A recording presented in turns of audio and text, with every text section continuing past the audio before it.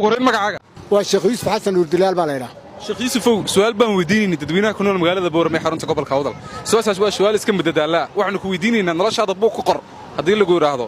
qisada ugu saameynta baneed qori lahayd waati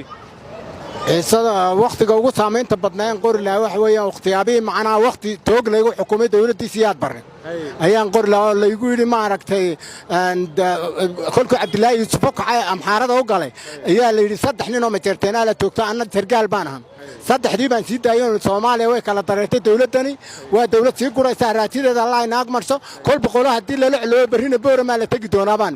maanta majeerteen kala tooganay saddexdaan ninka Cabdullaahi Yuusuf dartii loo tooganay in dambi bagalnaan waa sii daayaan dawladan waa sii guraysa raatideeda Allah inaag marsaan nin walba qaranku waa qolooyin noo kol boqol hadii la loo uu dareerkaas uu kala tagay salaan iyo kala tagabaan nin walba meeshaad ka baxay saddex isoo qofka fasaxi karta fasaxbaan wajigeena baasaboor soo haray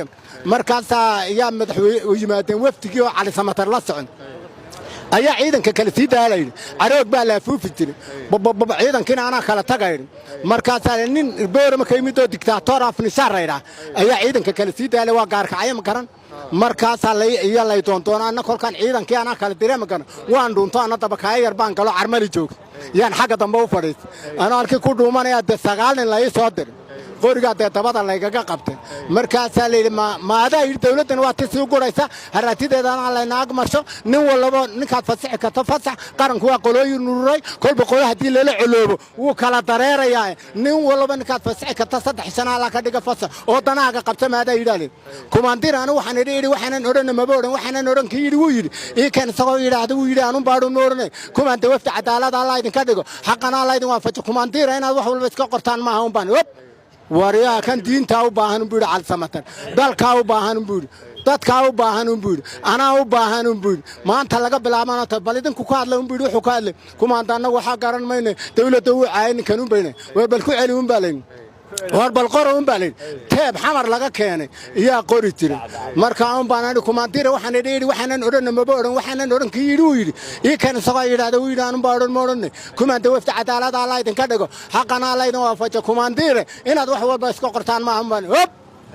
kan aniga maanta laga bilaabo tarwalayga tumbir soo fural dhiraara dhaarira dhirir anu tarwalayga dhigtay wasiirkii gaashaandhiga Maxamed Cali Samatar Allah u naxariisto xeelada gaalka ay dayax baan anu joogay joornaati baan maalinta